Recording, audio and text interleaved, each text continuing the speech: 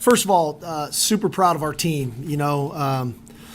This is a tough place to come and win. They obviously had won 23 in a row here, and this is obviously a quality opponent. And so for our players to come in and play with the poise and composure that they played with, but yet also the physicality and the toughness we had to play with today, I thought they just did a really nice job. And as much as, that first drive, gosh, we kind of stubbed our toe with some self-inflicted wounds, I really thought the offense regrouped and settled in and found a nice rhythm there, especially in the second quarter. And defensively, just continuing to win on first down, which enabled us to play second and long, third and long football in our favor. There's not many games I've been a part of when you win the turnover battle 3-0, it's generally a pretty good result for your team. And so the ability to take care of the ball offensively and create some turnovers defensively, I thought was also huge in the game. I thought also offensively the fact that, we stayed ahead of the chains. We just didn't have many, negative plays, tackles for losses. We kind of stayed in front of the chains, and then the third down conversions were huge. I think we were 8 of 10 in the first half, 10 of 16 overall for the game. And I think holding them to like 3 for 12 or something like that. So we were getting off the field there as well. So all in all, super proud of our team in a tough building against a tough team that over 111,000 people here today. But I got to give credit to Longhorn Nation. Y'all showed out, man. That was awesome. What an environment. What a moment for our players and our staff to sing the Eyes of Texas there at the end with the amount of orange in the stands was really a special moment for our players. So at the end of the day, like I said earlier in the week, this one game isn't going to define our season, but I think it would serve as a pretty good barometer of the type of team that we could be. And, I think that our versatility showed up today in all three phases. Our ability to run it, be physical, our ability to play the run on defense, but yet minimize the explosive plays on defense and be effective on special teams. So all in all, it's a good start to the season. We're 2-0, but we got a long way to go. Go to questions. Danny, go ahead. Steve, how much growth have you seen from Gunner in your time with him, and just what did he give you all today? Yeah, Gunner is he's a warrior for us. He's got a lot of times kind of got overshadowed the last couple of years with JT, but was a really viable player for us a year ago and served a big role for us. But then coming into this season, I thought Gunner did a great job of getting himself in tip-top shape. I thought he's moving better than he ever has, and his ability to not just catch balls, but now make people miss and create explosive plays. But bigger than that for us is his leadership that Gunner provides. He's a guy who's been in our program for 4 years now. He came in, that was that first recruiting class. And what I love about his story is the development. And again, I go back to this because so much in today's world is instant gratification, and it's about the true freshmen that play and so on and so forth. Gunner's kind of worked his way and earned his time to be the frontline starter for us in year 4, and he does things the right way, and he's a great leader for a lot of the guys in that locker room. So I'm proud of him. I'm happy for him. Back middle, Kevin. Steve, Quinn made some nice throws on the run, threw the ball away when he needed to. That's one of the things you said about last week on the interception, when he tried to get that one away.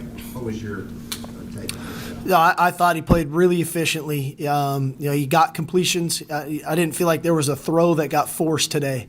We knew we wanted to take care of the ball. We knew that we just did not want to give these guys a short field, and we wanted to make them drive the length of the field. So his ability to take care of the ball, but yet make throws when they were available. And, we had the one touchdown call back to DeAndre Moore, which was, again, another him out of the pocket type play. But he got it to his checkdowns. He got the ball to our guys in space, which was something we want to do. And then when those throws were there down the field, he was able to make some of those plays as well. So all in all, I thought he was in really good command all day long. And, like I said, took his shots when they were there, but also took care of the ball extremely well. Go ahead, Kirk. Steve, do you feel like the team proved anything today? I don't know. We weren't really trying to come to prove anything. We wanted to play our brand, our style of football, and not, I was hoping to learn about ourselves. Would we be overwhelmed by the environment? We had a lot of new faces and a lot of new people, and we weren't. I credit our coaching staff. I credit the leaders on our team. Our guys played a very composed football game. They played tough. They played physical. We looked fast. And, again, it was more about could we handle the environment and then play this style and this brand of football. And I think we were able to do that. And you wanted to take the ball right off the bat.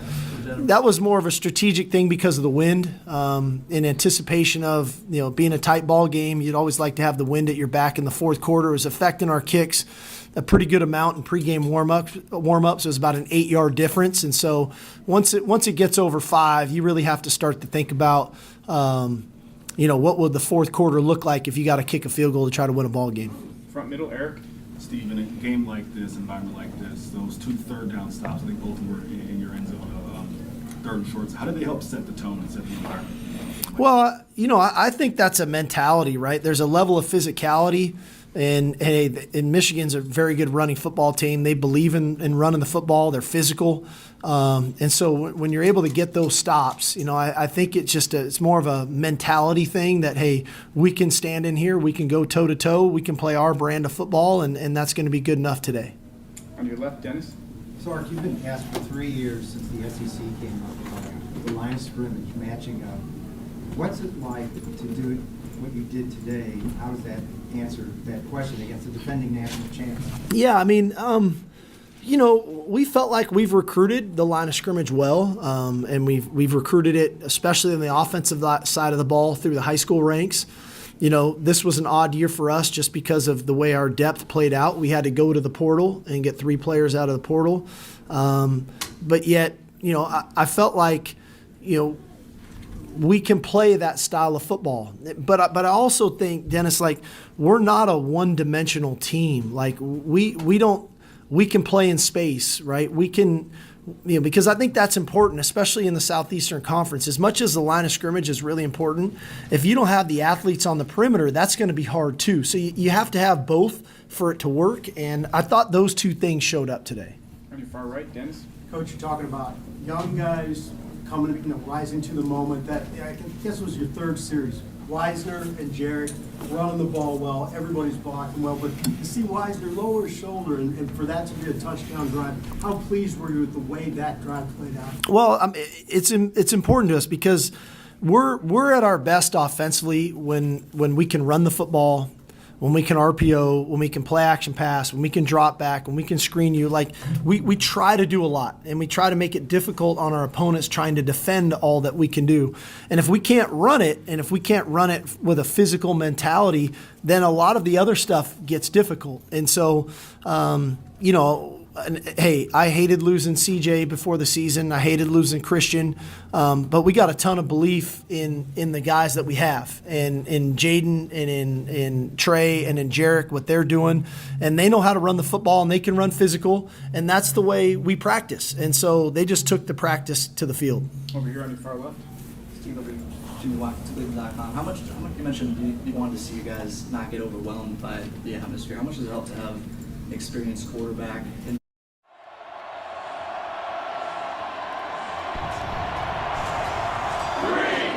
that situation, particularly? It was a while ago, but Quinn's been in this building before. Yeah, no, I think it was helpful. I reminded the guys about, we've gone into Tuscaloosa and played and won.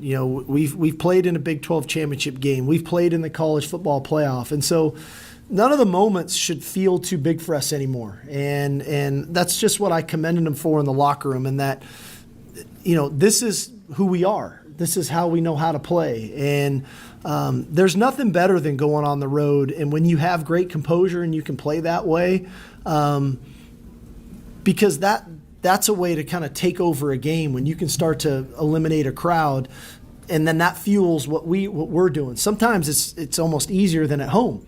And so when we can go in with the right mentality and we can embrace the challenge, but also keep our mental intensity, but there's that fine line of not crossing over, still staying poised and composed. And I thought we were able to do that, but we've been doing that. And I think that's something I wanted to impress upon our players is that's just who we are now. And so, again, if this helped reiterate that to them, I think it was good for them. Your middle, Anwar. Coach, I know you have to look at the film with the offensive line, seem to be blocking well, and of course creating those run holes. Just a quick snapshot of what you saw up front. Yeah, I felt like we played really well up front. I really do. I felt like we were reestablishing the line of scrimmage. We were moving people. We were giving our runners running lanes. The perfectionist in me wishes we would close it out a little better at the end. I got on them, but that's my job as a coach. I got to continue to push these guys to be the best that they can possibly be. And so it's unfortunate, because we had a couple plays down there where we go the wrong way at running back, and we end up taking losses at quarterback on stuff that I think we should be better at. So we got work to do. That's the beauty of it. But I think everything we do offensively starts up front. When those guys can play well in the run game and in pass protection, that makes a lot of the other things go. And for a young runner, there's nothing like running the ball when you're not seeing color right in your face. We're covering people up and we're moving them. Now they can feel comfortable running the football. To your left, Josh.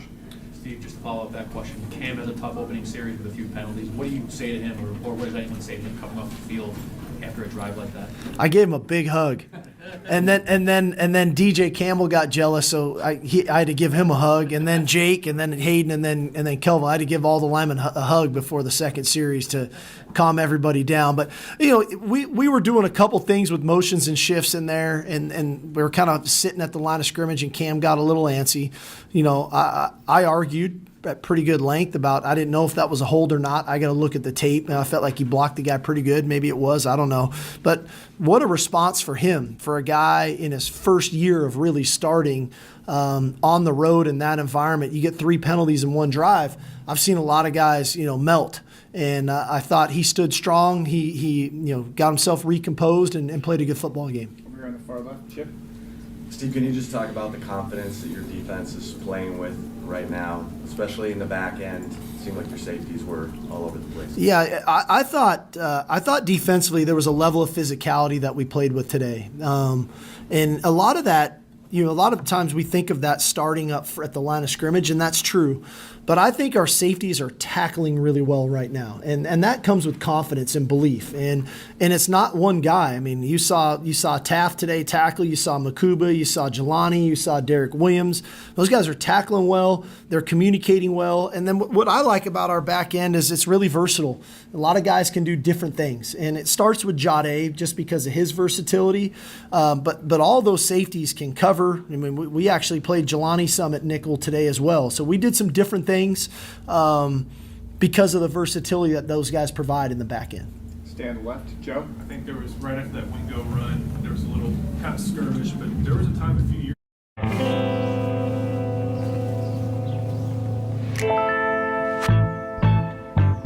ago when none of your guys would defend Quinn or your quarterback like that. So how much progress have you seen when you have a guy, even though it costs you 15 to stand there and defend your quarterback, when that wasn't in your program previously? Yeah, I can't speak to previously. I don't know. I just, hey, we got a tight knit group, and these guys are in the fight together, and I say that figuratively, that obviously we go into every game and we understand that we got to play as one, and nobody likes to see their quarterback, getting pushed around, shoved around, and those guys got a lot of pride. We got, four returning starters with a lot of starts under their belts up front that have been in some real battles with Quinn on the field. So I just don't think that they're ever going to stand there and let him kind of be a lone wolf. They're going to stick together.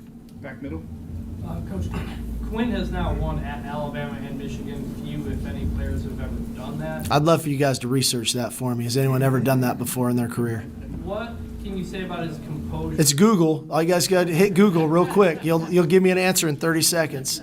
His composure in those environments, what can you say about Yes, sir. Sorry about that. Yes. No, I think there's something about Quinn and his demeanor. He's a very calm guy, and he's really collected. He never rides the emotional roller coaster. You'll see glimpses of him celebrating a touchdown, but he's never over the top exuberant. And when things aren't going great, you never see his dauber just go down. He stays pretty even keel. And I think that demeanor helps him in these environments because he just doesn't get affected by crowd noise or emotions of a game. He stays really clear-minded and focused on what he needs to do. And I think there's some learning lessons in there too. You got to remember, he didn't have a great game his first year with us at Oklahoma State. And so we had to grow through some of that with him. But man, it's paying off. We can go into some of these tough environments knowing our quarterback's going to be really under control. Got time for two last ones. Middle, Cedric. You mentioned Quinn's just calm demeanor. There's a trickle-down effect. I mean, even though you guys didn't score that first drive, you could just see people over on your side knew that it was going to be okay because he was that reverberate through the locker room when you're most physical player.